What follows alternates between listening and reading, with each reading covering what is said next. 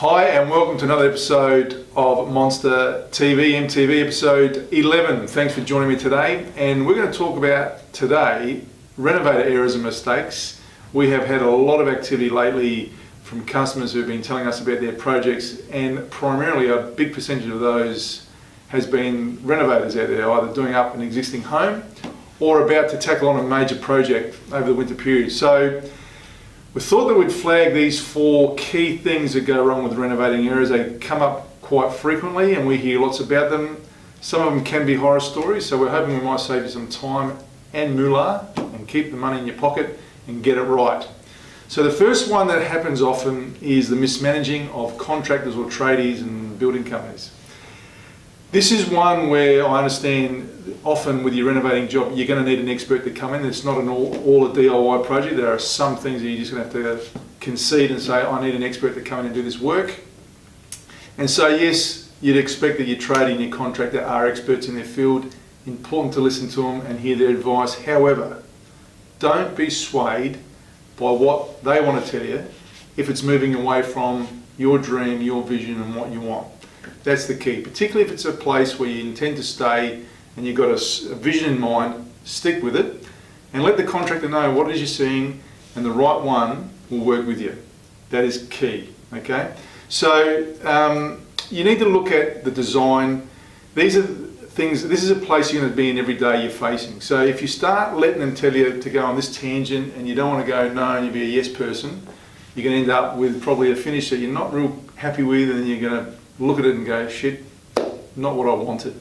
So important to make sure you find a subby or a contractor, get 3 quotes. That is good advice and you stick with that, but don't always go with the cheapest quote.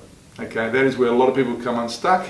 You tend to go with the cheapest quote or the lowest price, and sometimes if that price is too good to be true, it is too good to be true. Okay, so now with the transparency of the internet, building forums, even group Facebook pages, get on them, put the name out there and just check if neighbours or people in your area or the state that you're living in or the region have used these companies before, and get a second opinion. Find out about their work, or even ask the subby if they can give you some references.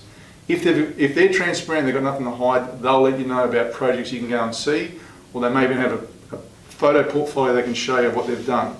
And that's real key. And these days, no one's got anything to hide if they're doing the right thing. There are some great sites there, they're like High Pages and other Renovate forums. Check them out as well, because you can find some good subbies on there, and those guys are rated or ranked because others have had experiences with them. So that is really good advice on subbies and building contractors. Important to have them, trust their advice, listen, however, make sure it's going to be what you want, and find the guy or gal that works with you. So the next error that a lot of renovators do make is they misjudge scale or misjudging scale, and that happens often with things. The common one I think of is people who are renovating a bathroom and have seen that vision of having that beautiful freestanding bath in the bathroom, go to a shop, look at it, see it, picture it, and then they just order it without actually taking into context the scale of it, and they put it in the bathroom, it fits, but it's too big for the room you've got or doesn't suit the room you need. Measuring out is so critical. Things like ceiling fans, kitchen island benches, large overhanging lampshades, bedposts, 4 bedposts, trying to look like you might be living in the old French Renaissance era, but it ain't going to happen in the bedroom that you've got. Really important that you want the look that you would like for your home, but you've got to take a reality check and take into context what those things are. And what's often good is to plan it out. Sometimes even just get some cardboard cutouts, make some 3D plans, or plan out the floor plan with a bit of height, and just stand back and just see what you think what it might look like. I know there's some great CAD technology out there, but you're not going to get all that from an architect or a designer that can just 3D it up and make it look like it's all going to fit in your room. These are the simple things you can do with some cardboard boxes or some old newspaper laid out on the floor, and just see what it looks like in your room, how the doors are going to open in these situations, where the windows will be, is it going to block shade. Really important. Take these things into context, plan it out, because misjudging scale can make you look like you're one of the 3 bears in a little cubby house, and that's not what you want out of your home. So let's get that piece right. The next one, and this happens so frequently, I cannot believe it, but it happens all the time, and I hear about it from many, many people, is they get stuck in their renovation, they go for it, and they don't realise they haven't got a council permit. And they've started either knocking down walls or getting big bins at the front of the yard to dump debris in and things they're either throwing out or dismantling, and they haven't checked to see that before they've torn down some of these walls that they may need a council permit. And that goes into a whole lot of other things. Now, your local council, you check it out on the website these days, and most of them you'll find that information is available on their web pages, or phone them. There are people in the local government that are ready there to help you and help answer your question, but it is on the website. Check that out. Make sure you get all that piece planned early.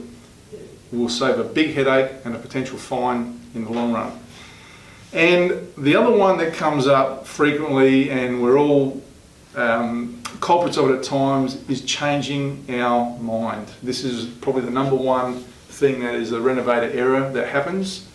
Everything's lined up, you've selected what you want, you may have a subby coming in, or your partner or you have gone out and bought paint, bought materials you're going to start your renovation with, and then all of a sudden, last minute, you've said, no, hold that, I want to change it, I don't like it, I'm having second thoughts, what about if we do this way? And it's, if you've already started and you've got some things happening, you're in the middle of it, it actually is just going to kill your time, and then it's going to kill the renovation, and you might end up sort of working in reverse and living with things that you didn't really plan for. These can become costly. What might be now starting a budget issue where you've gone 10% out, all of a sudden doubles and it's 20%, it compounds out to 40%, and what you thought you were going to pay for something actually ends up costing double, and it all comes down because we just haven't settled and have changed our mind in between or in the midst of it. Like I said earlier, have your vision, know exactly what it is you want. If it's a room you're renovating, or you're doing an extension, or you're building on, know that vision that you want. The dream, whatever it's going to be that you're going to go ahead with. Plan carefully. Take your time in the planning phase. That little bit of extra time you take in the planning phase will save you a lot of money and time and heartache, potential heartache, moving forward. A renovation experience, and some of you are going to laugh when I say this, but it should be fun. It should be a lot of fun and an experience you want to have keep hold of. Lots of great stories on social media of renovators out there on Instagram and Facebook that are doing jobs and doing it with style and doing it the fun way. Check those out, and if you see what these guys are doing, that is exactly what they do properly first. They plan and program it, and then it just all goes smoothly. And when I say smoothly, yeah, you're going to get a few bumps along the way. Have those expectations, that's part of the ride, but don't end up finding you've changed your mind and doubled the cost or tripled it in some ways because you didn't take that extra time early. Don't rush into these things. Do it properly and make the most of your renovation experience, and ensure that you develop and end up with a dream that you had planned for.